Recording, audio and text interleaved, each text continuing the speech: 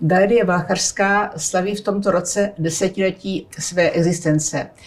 Dnes jsme se sešli, abychom si toto významné výročí připomněli rozhovorem. Vítám naše dnešní milé hosty, historika fotografie a pedagoga Lukáše Bartla. Dobrý den.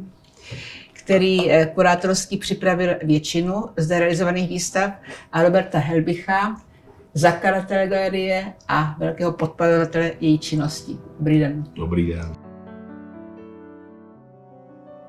Při této příležitosti vlastně se nabízí hned první otázka, jak vznikla myšlenka založit galerii a realizovat ji v těchto kancelářských prostorách.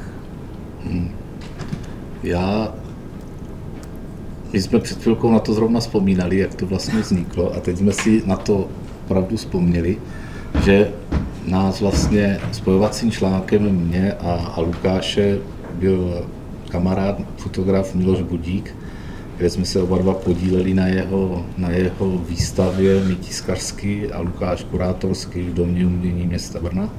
A vlastně tím, jak jsme se nějak dali dohromady, tak jsme se blíž seznámili a zjistili jsme, že máme zájem podobný ve fotografii, a vlastně když my jsme potom přemýšleli nad tím, jak využít tady takový větší prostor, větší roh a zpříjemnit to prostředí pro lidi, kteří k nám chodí na náhledy tisku, pro lidi, kteří tady sem chodí na jednání, co chodí na exkurze, tak nás napadlo po nějakých diskuzích, pravděpodobně asi na pivu, to tak bývá, tak nás napadlo, že bychom tady mohli udělat takový výstavní prostor, který by pomáhal začínajícím fotografům v tom, aby měli třeba první výstavu anebo svůj první nějaký letáček nebo katalog a někde mohli ukázat ty věci, co dělají. A ta prvotní myšlenka potom vedla k tomu, že jsme ji začali dále rozvádět s Lukášem a ten koncept jsme víc upřesnili. Je to tak, že? Je to tak, určitě. Ta myšlenka vlastně od počátku byla ale i taková, že to nebude prostor jenom pro začínající umělce, ale že v průběhu toho roku pokusíme se nějakým způsobem sem v uvozovkách dostat i nějakého etablovaného fotografa, a časem se to vlastně vykrystalizovalo na několik výstav těch mladých začínajících fotografů a jednoho, řekněme, etablovaného. Galerie se nachází v tiskárně Helbich, ale nese název Valcharská. Jak vysvětlujete tuto situaci? Pro ten název přemýšleli jsme nějakou dobu, ale ne zas tak úplně dlouho, a Galerie Valcharská zvítězila v podstatě hned, jak to poprvé padlo. A vlastně to dáno tím, že tiskárna Helbich sídlí v areálu na ulici Valcharská, takže to za prvé místopisné.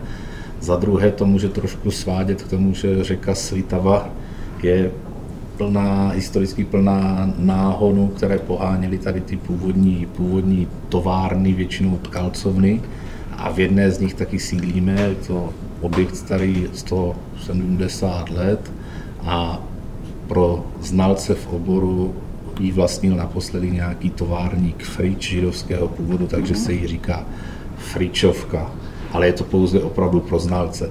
Takže možná, kdybychom to věděli dřív, tak se to mohlo jmenovat Galerie Fričovka, ale protože jsme věděli pouze o tom, že je to na Valcharské, tak proto jsme jmenili Galerie Valcharská. Valcharská zní skvěle, je to dobře zapamatovatelné, je to, myslím, že tehdejší PR se nám podařil. Tak. K sledu výstav za první vlastně výstavu realizovanou v těchto prostorách je považována výstava Edity Pepe, ale víme, že už byla vlastně jako takové preview jiná výstavní akce. Jaká to byla? Byla to výstava Lucie Kuklišové, tehdejší vlastně studentky na Fakultě umění Ostravské univerzity, a bylo to opravdu takové, že jsme si to chtěli zkusit. Zároveň tady ty prostory nebyly ještě úplně připravené, nebyla tady podlaha, nebo byla jiná, samozřejmě podlaha to byla, ale vypadala jinak. Takže to byla taková přípravná výstava, ale nic to myslím neupíralo na tom, že byla jako velmi povedená. Myslím, že je to velmi dobrá autorka.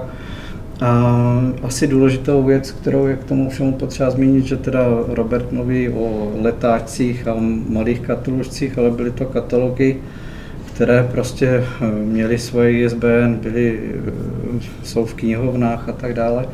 A vlastně ta první výstava byla i taková zkoušecí v tomhle smyslu, abychom dokázali připravit katalog, aby jsme si ty procesy nastavili, co, kdo, kdy a jak dopředu potřebuje udělat. Ta dlouhodobá koncepce vychází vlastně z tvojí kurátorské činnosti a bylo už řečeno, že je zaměřená hlavně na mladé fotografii, začínající absolventy nebo studenty uměleckých škol, ale nebylo to jen tak důsledně vymezeno tímto ohraničením. Jsou zde výstavy juniorů i seniorů.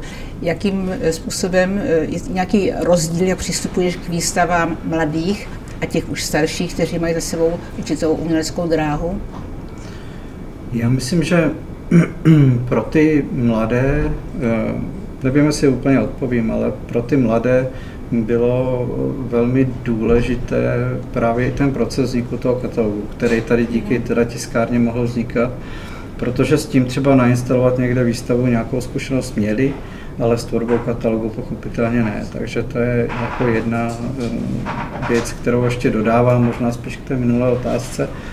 A ten přístup je samozřejmě dost jiný, protože já se jako kurátor cítím spíš, že teda mluvím o sobě, ale jako nějaký pomocník těch lidí, to znamená, ti začínající té pomoci potřebují mnohem víc, ale když tady vystavovali, nevím, Evžen Sobek, Jeden Štely a další lidi, tak u těch jsem byl taková spíš podržtaška, která jim pomohla tu výstavu realizovat, jinak to byli velezkušení autoři, nebo jsou. No, ale vlastně někteří zde začínali v tom úvodním období, ale během těch 10 let existence Galerie už si nějakým způsobem etablovali, takže z těch začínajících autorů se potom stali už fotografové, kteří měli za sebou určitou dráhu. Můžeš jmenovat třeba nějaké z nich? Asi to nejznámější jméno, které tady, nebo autorka, která tady měla první výstavu, je Lenka Glisníková, dnešní vlastně dvojnásobná držitelka Czech Grand Design ve studiu Shot by Us, takže to je takové jméno. Potom určitě Adam Kenský, který teď aktuálně dodělává doktorát na Zlínské univerzitě, a třeba Zuzana Šrámková, která je dneska spíš takovou důležitou produkční, dlouhá léta pracovala v Platu. A tihle lidé se etablovali z toho většinou toho prostředí té Ostravské univerzity, fakulty umění. No ale kromě těch mladých autorů zde byla i řada takových těch fotografů střední generace, kteří už byli třeba výraznějšími postavami vzhledem k stavu současné fotografické scény, na které z nich si vzpomeneš, které bys připomenul třeba? Tak byla to už vzpomínaná Dita Pepe,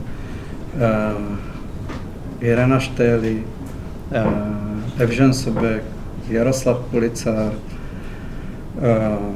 Michal Kalhous, Sláma. Vojta Sláma později. A byly tady také výstavy vlastně, řekněme, protože vždycky jsme chtěli, aby to byla současná tvorba, ale byly tady přece jenom i výstavy autorů, kteří zde vystavovali starší svoje díla, třeba z 50. 60. let. Takže to byl třeba Vladimír Košťál, takový zapomenutý slovenský autor. Adolf Rossi, tady brněnská postava, no a samozřejmě náš přítel, vlastně společný nás třech, tady Miloš Budík. Kromě katalogu nebo publikace provází výstavy někdy i vydání kalendáře vystavujícího autora. Jak vznikla tato idea? Vlastně, jak zaznělo už na začátku, tak naše tiskárna se zabývá výrobou nejen knih a publikací, ale také kalendářů. A vzhledem k tomu, že jsme se někdy v roce 2011 potkali nad jedním plánovaným kalendářem právě s Milošem Budíkem a s Lukášem, tak vlastně vznikla taková tradice, že budeme každoročně vydávat jako tiskárna kalendář. Dlouhá léta po sobě to byl Miloš Budík, který těch fotek měl strašně moc, nejen místních, to znamená jako Brno, ale i portrétních a dalších, takže těch témat tam byla celá řada. ale po čase jsme si řekli, že vlastně není jenom Miloš a on sám už říkal, už udělejte někoho jiného, tak jsme začali v té tradici pokračovat dál a vlastně oslovali jsme další autory a vlastně potom se tak přímo trošku nabízelo, že když jsme dělali velký kalendář tiskárny Helbých na další rok a vlastně celou dobu na nich spolupracujeme s Lukášem, tak vlastně jsme řekli, proč bychom vlastně, když máme takový super fotky v kalendáři, proč bychom ten křest a ty fotky nevystavili a nedělali k tomu takovou výstavu pro ty lidi, kteří rádi přijdou a ten kalendář si odnesou a pobaví se společně. Takže ta tradice dělat kalendář vznikla ještě dřív, ale propojení s tou galerií pak bylo čistě takové jako tematické, praktické, že se nám to líbilo.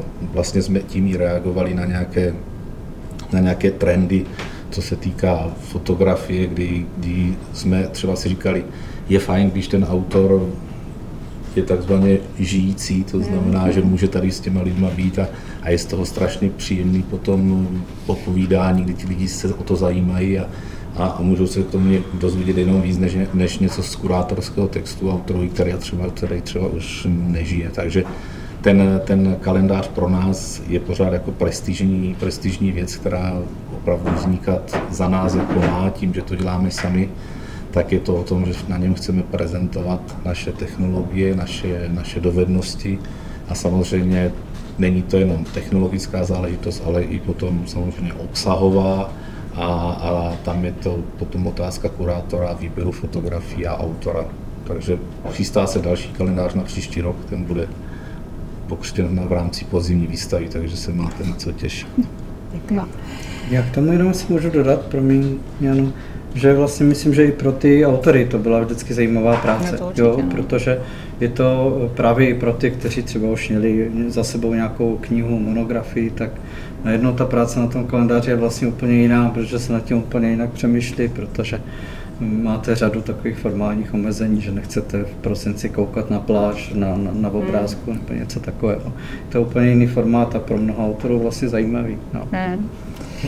Vy jste už mluvili o Miloši Budíkovi, významném brněnském fotografovi, a vlastně za dobu existence Galerie Valcharská zde bylo několik projektů věnovaných jeho tvorbě. Můžeš mi tedy připomenout, Lukáši? No, byly to teď 4 ty kalendáře, je to tak. A když jsme tady ten Milošův archiv, který měl doma, nechci říct vyčerpali, protože to bylo nevyčerpatelné, ale v určitou chvíli vlastně jsme měli pocit, že bychom se měli podívat do jeho archivu negativů, takže to byla potom výstava, která se jmenovala Nalezeno, kdy jsem se tedy začal šťourat v jeho negativech a zkoušeli jsme z toho udělat výstavu, která, myslím, nakonec si Milošovi přišla povedená a k ní právě vyšel kalendář, ten poslední, který jsme s Milošem dělali. A potom se teda díky podílu tady Roberta a tiskárny podařilo v tom minulém roce u příležitosti velké výstavy v Muzeu města Brna vydat jako velkou reprezentativní Milošovu monografii. Takže to bylo těchto dohromady 6 akcí, které jsme spolu absolvovali, plus všechny vernisáže, které tady byly, protože Miloš byl pravidelným návštěvníkem a snad si vynechali jednu, možná výstavu. On vždycky, když jsem mu říkal, já pro tebe přijedu, tak on říkal, já nepojedu, já se necítím, není mě dobře, tak já říkám, tak jo, tak tě nebudu přemlouvat, když to tak vidíš, a druhý den ráno mě zavolal a říká, tak budu ve 4 nachystaný. A vždycky to změnil, nějak ho to prostě táhlo, že chtěl být tady a chtěl se potkat s tím okruhem lidí, kteří k nám chodí, který znala, a oni se těšili vlastně i na něj, takže to byla taková jako oboustranná věc. Ještě zase krok k těm publikacím, vy jste se zmínili o vydávání katalogu publikací a pro některé autory bylo vydání publikace u vás velice důležité. Jedna z těch zásadních byla třeba Self-Portraits pro Editu PP. Tato publikace byla pro ní důležitá. Můžeš k tomu něco třeba připomenout? Tak, jestli mám začít já, tak to byl takový skutečně jako otvírák té galerie, si to takhle můžu lidově říct. No, Dita, zajímavé na tom je, že Dita už v té době měla vlastně vydanou knihu, ale nebyla úplně spokojená s tím, jak vypadala, takže když se naskytla tahle příležitost, tak po určitém jako váhání do toho vlastně šla a vytvořila si tu knížku autoportrétu, tak jak si asi představovala s grafikem Milanem Nedvědem tehdy. A pro ní to třeba byla jako zásadní věc, kterou se potom prezentovala v zahraničí a tak skoro virálně se ty její fotografie začaly šířit a myslím, že to byl jako důležitý krok pro tu její, nevím, jestli můžu použít slovo slávu, ale protože teďka i v zahraničí respektovanou autorkou, to byla důležitá věc a myslím si, že tady tyhle knihy, které tady vznikaly, byly unikátní v tom, že právě byly propojené s tou tiskárnou, že ten grafik věděl, že si může vymyslet, co chce a Robert má rád výzvy, takže v tomhle to spojení vždycky dalo vzniknout něčemu, co myslím jako bylo velmi zajímavé a unikátní. Právě, že existovala ještě řada další, takže můžeme ještě jmenovat některé jiné autory, kterým jste vydali publikace. Určitě s takovým větším přesahem a technologickým a zpracováním náročným se dá vzpomenout na Košťála. Tam byla publikace, která byla z toho prostředí hor, kde on jako působil, to si myslím, že bylo nádherné provedení. Myslím si, že v podstatě byly i další zajímavé knižní projekty. My jsme potom v těch knížkách pokračovali i dál, ale vlastně v případech, kdy ten autor zatím měl třeba i nějakou další vizi. Že jsme kolikrát si v duchu naráželi na to, že když přišel někdo začínající, tak to na tu knížku nebylo. Tak z toho se udělal takový nějaký menší katalog takového unifikovaného formátu čtvercového, kde to bylo prostě na 48 stránek, na 20 věcí, bylo 20 až 30 věcí a byl to pro něho takový start. Když byl potom zavedenější autor, tak on většinou tou výstavou u nás něco sledoval, měl to nějakou vzájemnou synergii v tom, že chtěl si vyzkoušet nebo představit nějaký začínající projekt a ještě třeba k němu neměl ty věci hotové na tu knížku, takže některé knížky třeba k těm nejen výstavě, ale k těm fotkám vznikaly, až už tady žádná ta výstava nebyla. To znamená, někdy to nedokázalo mít tu stejnou časovou souslednost, aby jsme si řekli, teď zrovna k tomu uděláme knížku. A proto i to vydávání těch knížek v určitém čase není až tak běžné, že bychom to dělali pro každou výstavu, ale v té historii se nám to dařilo, když ti lidi byli víc připraveni. No ale pro některé autory to bylo třeba důležité. Tam si třeba jako Jaroslav Policar tady vydal knihu, teda publikaci, která byla důležitá, nebo jeden Štělí. Takže těch autorů, pro které ta publikace vydaná u vás, hrála důležitou roli v tom celkovém profilu té jejich umělecké dráhy. Takže to nebyla jenom publikace, která by nějakým způsobem byla jako časově vázaná na akci spojenou s galerií, ale spíš související s jeho celkovou lidovou tvorbou. No a teď, kdybychom skočili zase úplně co jinam, tak galerie prostě měla svůj rytmus, přípravu výstav. Potom vzniklo období, kdy bylo prostě všechno stíženo třeba covidem. Jak jste fungovali v době covidu? No, vlastně jsme v tom prvotním období jsme vlastně nefungovali. Tak jak nikdo z nás o tom nic nevěděl, tak jsme to řešili v rámci tiskárny, tak i v rámci galerie jsme říkali, tak nikdo nikam nesmí, no, že právě, všichni zavření. Ale potom po čase, když už jsme tu nemoc začali nějakým způsobem poznávat a to, co jí vadí, nevadí, tak v rámci možností a omezení se nám i v tom období, když byly ty opatření zmírněny, tak se nám podařilo právě udělat výstavu Járy Kulicera, která se odehrávala vlastně venku, ta výstava byla vevnitř v rámci nějakých omezených možností a jinak všichni lidi byli venku a bylo to prostě na odpovědnosti každého, jakým způsobem k tomu bude přistupovat, ale vlastně ta omezení pro nás byla s tím, že jsme věděli, že je covid, je všechno zakázané, tak jsme vlastně v tu chvíli nic nedělali. Dobře, takže se dostaneme ještě další, vlastně takové proměně. Většinu výstav připravoval Lukáš, ale dá se říct, že potom jste nějakým způsobem změnili výběr kurátorů a přistoupili jste vlastně k tomu, že jste začali zvát i jiné teoretiky k přípravě výstavy. Myslím, že to vyplývalo to z té dlouhodobé spolupráce, kdy vlastně s Lukášem, ne, že bychom to vnímali, že je to vyčerpané, to téma, pořád je jasný, že přichází noví lidi, jsou nové vztahy, ale jednu chvíli jsme si říkali, že by stálo za to, aby jsme nějakým způsobem tu galerii oživili a víc přenesli to téma směrem k Brnu, protože přece jenom jsme místně orientovaní a vlastně i díky rozšiřující se spolupráci s hodně umělci a fotografy nejen z Brna, ale z blízkosti, tak se to čím dál víc nabízelo a třeba někdo z těch fotografů, když přišel, tak už měl svého dlouhodobého kurátora, se kterým si rozuměl a vlastně nedávalo moc smysl toho nějakým způsobem škatulkovat a nějakým způsobem trošku Lukáše jako trápit s tím, že by se seznamoval s novým tématem nebo nějak ho otevíral.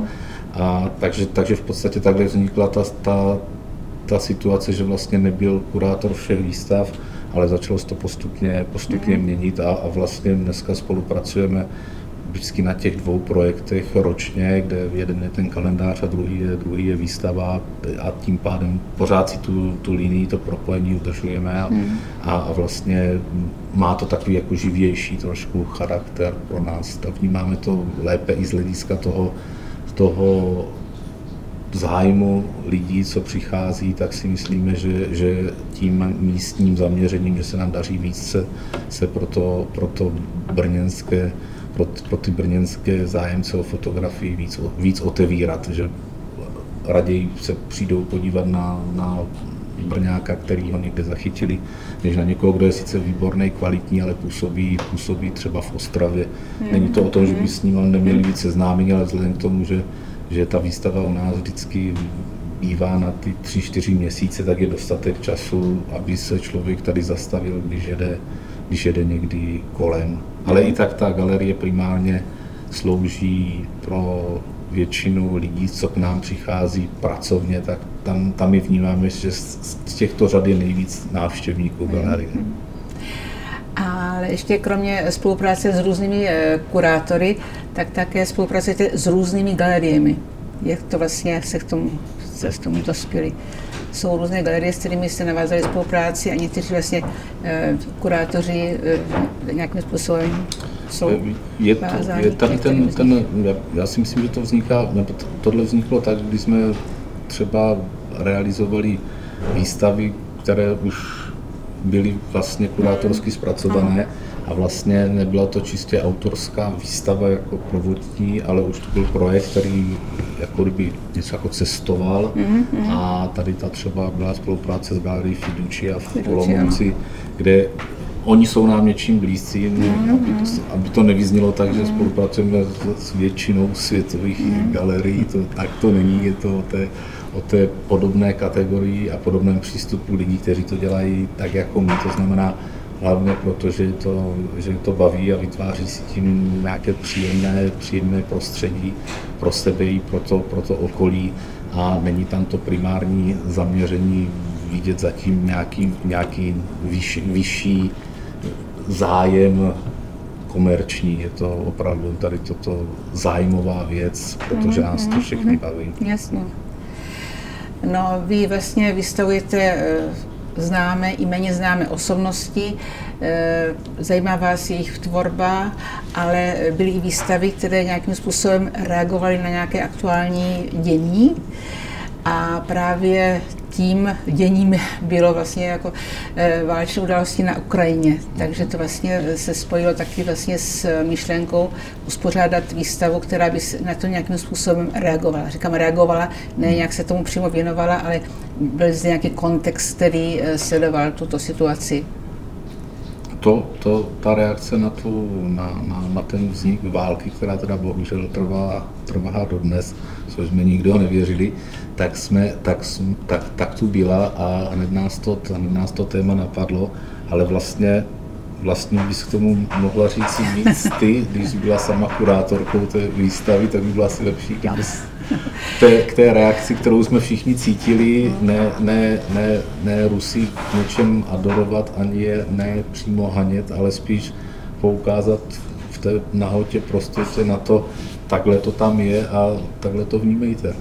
No, proto ta volba tenkrát padla na Danu Kindrovou, což je fotografka, která se tomuto tématu věnuje opravdu velice soustavně a dlouhodobě. Už vlastně od 70. let jezdila do Sovětského svazu a fotografovala život v těch nejrůznějších podobách a situacích a fotografovala ten velký patos, který nějakým způsobem ovládá tu společnost, fotografovala ty nesmírně příkré rozdíly mezi životem prostých lidí a potom i to propojení církve a státu, takže tam bylo několik momentů, které ona vlastně velice citlivě s velkou empatií zachycovala a získala si vlastně důvěru těch lidí, které fotila. A jsou to fotografie, které jsou opravdu velice věrnou reflexí toho, co se v této velké říši odehrávalo a odehrává a nějakým způsobem je s touto tematikou napojena vlastně i dodnes, když vlastně ta ji opustila, ale byla to vlastně právě jedna z těch fotografek, která tomuto tématu věnovala velice dlouhou vlastně část své fotografické tvorby a zachycovala ji s pochopením pro lidi, kteří prostě se si důvěřovali, takže nebyly to nějaké fotografie povrchní, byly to fotografie, které zachycovaly opravdu ten život, jaký tam je, takže to byla právě jedna z těch výstav, kterým jsme chtěli nějakým způsobem připomenout tu situaci, ale i prostě charakter národa, který tu válku vede. Nebylo to prostě jenom pohled na dění související s Ukrajinou, ale na národ, který nějakým způsobem je ten hlavní aktér a který má ty a ty vlastnosti, schopnosti, pozitivní, negativní stránky. Takže těch negativních tam bylo tedy dost prostě při pohledu na ty fotografie, které by měly velice takové jako syrové, ale zachycovaly realitu takovou, jaká tehdy byla. Takže to byla výstava Dany Kindrové, která tenkrát velice zajímavě o tomto svém životním tématu mluvila. No ale byla zde řada, jako jsme říkali, pokud bychom se zase vrátili k tomu, k té otázce, kdo zde vystavoval, kromě vlastně významných osobností, jako byl třeba Miloš Budík, tak koho byste jmenovali dalších těch významných osobností české fotografie?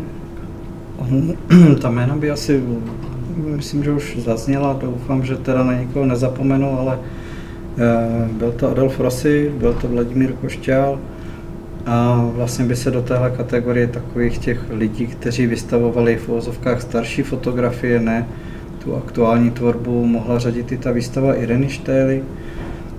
Každý, což mě tady přišlo vždycky právě skvěle na té Valcharské, že každý ten projekt byl něčím vlastně úplně jiný, tak v případě toho Vladimíra Košťála a Adolfa Rossiho se jednalo o nějakou práci s archivem, ale u každého z nich úplně jinou, zatímco u toho Adolfa Rossiho jsem vycházel vlastně z pozitivů, které on po sobě zanechal, protože již teda nežil v době realizace té výstavy. Tak u toho Vladimíra Košťála jsme probírali archiv negativů, takže tohle kdy byla opravdu jako vlastně dlouhodobá práce, nebyla to taková ta klasická kurátorská práce, která vychází prostě z něčeho, z nějakého balíčku věcí, které vám ten autor dá a vy z něho potom uděláte výstavu. Takže tam se vybíralo třeba z negativů a ta knížka se dělala vlastně takovým výběrem z mnoha tisíc jako políček filmu. No a v případě té Ireny Štély, která samozřejmě je žijící autorkou, tak to zase bylo úplně jako unikátní v tom, že ta knížka, která k té výstavě vznikla, vlastně byla téměř přesnou kopií jedné z jejich prací, které udělala jako studentka pražské FAMu. Byla to vlastně Ona mě ukázala maketu knížky o Krejčím Slámovi, kterou kdysi dělala a my jsme vlastně říkali, že to je vlastně hotová kniha a udělala se tomu jenom naše grafička Bára, udělala přebal, samozřejmě vybrala písmo a tak dále, ale ta kniha jinak vlastně byla tuším 2 cm menší, tak, ale jinak přesně vlastně kopírovala to. Vlastně i tou Leporellovou vazbou jsme ji kompletně jako zreplikovali, takže to bylo vlastně jako něco, co si předtím udělala ručně. Tak jsme teď vyrobili a vytiskli na tiskových strojích a knihařili k sobě. Takže i ta vazba u tohoto katalogu byla jako velmi originální, byla standardně používaná, protože se používá pouze, když si člověk něco dělá v jednom kuse. Ale my jsme tehdy obětovali, že to stojí za to a udělali jsme to v nějakých stovkách kusů. To určitě stálo. A ještě vlastně, když se podíváme na výčet těch osobností nebo témat, které zde figurují v tom desetiletí, tak kromě fotografických výstav se zde objevily ještě 2 výstavy, které byly trošku atypické. A to byla to taková reakce už tady na zmíněný válečný konflikt, kdy jeden z českých autorů, který si říká TMBK vlastním jménem Tomáš Břínek, tak velmi vtipně glosuje všeobecné politické a světové dění, ale tady si vzal na paškál Vladimíra Putina, kdy nám přišlo, že je to opravdu velmi, velmi trefné a jeho reakce na ten celý první rok 2022 nám připadaly natolik zábavné, tady ty fotografické koláže, že jsme se rozhodli, že tady uděláme takovou kratší vsuvku, takovou kratší výstavu tady těch koláží spojenou se křtem této ročenky nebo toho jeho katalogu. Takže to byla taková jedna hostující vsuvka, byla to jedna z výstav, kdy on svým přesahem je velmi populární na internetu a na sociálních médiích, takže byla to trošku atypičtější výstava, kdy na podpis autora do té ročenky stála fronta po schodech až dolů ven, což se nám normálně nestává. Takže to lidi bavilo. A potom druhý projekt byl spojený s Brněnskou školou uměleckých řemesel s Šuškou, kde jsme opět na základě nějakých společných projektů vydavatelských jsme máme tady dobré věci, co dělají absolventi, jako absolventské práce té střední školy. A zjevily se před náma naprosto originální autorské knížky, které teda vznikají díky dlouhodobé spolupráci na, řekněme, nějaké zbytky od papíru nebo odpadu, který jde od nás a studenti si to tam ještě potisknou, z knihaři si to a vznikly z toho opravdu minimálně jako 20 originálních katalogů knížek. A to nám přišlo, že by lidi měli vidět, jak dokážou už ti 18letí, 19letí tvořit, přemýšlet a vlastně jak jsou to jako hotoví lidi a když na to dostanou prostor a čas a dobré vedení, tak z nich opravdu můžou vypadnout nádherný katalogy. Samozřejmě opět v nákladu jeden kus, ale to na věci nic není. No a teď jsme vyčerpali odbornější otázky, tak odbočíme někam. Říká se vlastně, že popularita výstavy se také dá nazírat podle toho, kdo na ně přijde a v Brně se občas těch výstav účastní takzvané holubí letky. Jak se na tom tady na Valchařské? Myslím, že jsme velmi oblíbeným hnízdem holubí letky. Zbyla jenom voda. To je vždycky důkazem, že u nás byli. My samozřejmě od těch samých začátků, kdy zjistili, že se tu podává nejen dobré umění, ale i k tomu občerstvení zdarma, tak nás začali hojně navštěvovat. My než jsme si na to trošku zvykli, tak jsme v začátku byli v rozpacích, ale pak jsme si to nějakým způsobem vlastně jsme si to nějak jako oblíbili a dá se říct, že teď je mezi námi taková jako synergie, že jako víme, že už přišli, víme, že zase budou si dávat věci do kapes a pít strašně moc alkoholu a vždycky si říkáme, to už nemůžou sníst a vypít to už nemůže a oni to vždycky ještě nějak jako zvládnou, takže s některými se známe už i osobně, jakože máme něco jako přátelské vztahy a vlastně mají od nás slíbenou, a on to teda někteří ještě neví, ale mají od nás slíbenou jednu výstavu, čím jak tady na výstavách a na vernisáži vždycky fotografujeme, tak je máme zachycený nesčetněkrát v akci, takže jim jsem jednou připravil výstavu Hlubý letky, která by mohla tak hezky završit, ale doufám, že na ní přiletí, že se přijedou sami na sebe podívat.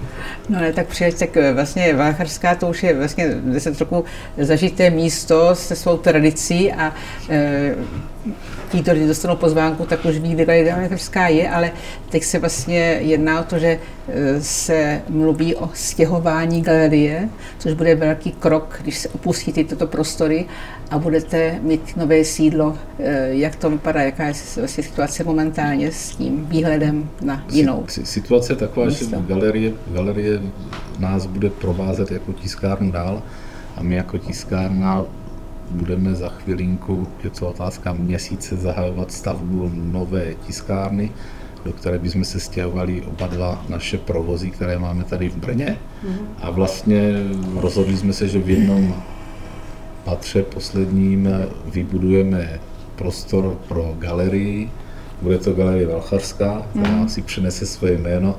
Už nebude na ulici Valcharská, ale bude na ulici Trnkova, ale to asi vadit nebude. A vlastně Galerie Valcharská by měla mít ten slavnostní otvírák někdy na jaře roku 2026, takže ještě si budeme moci Valcharskou, tu starou, užívat, dá se říct, celý příští rok a pak přijde to stěhování do nových prostor. To byl určitě velký moment, takže s tím souvisí velké poděkování a přání, aby se galerii dál dařilo a budeme se těšit na výstavy v nových prostorách. Děkuji moc krát za hovor. Děkujeme.